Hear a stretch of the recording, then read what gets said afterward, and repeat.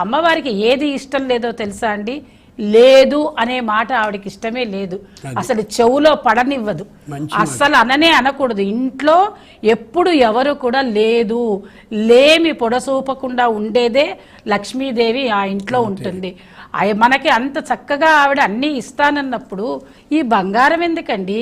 అసలు ఈ బంగారం మాట ఎవరు తీసుకొచ్చారో కానీ రూపు కొనుక్కోవాలి, ఆవిడకి నగలు వేయాలి, ఆ షాపుల చుట్టూ తిరగాలి, ఎవరు చెప్పారో ఇవన్నీ, ఏ వ్యాపారస్తులు చెప్పారో తెలియదు కానీ దాన్ని ప్రచారం మాత్రం విపరీతంగా చేస్తున్నారు.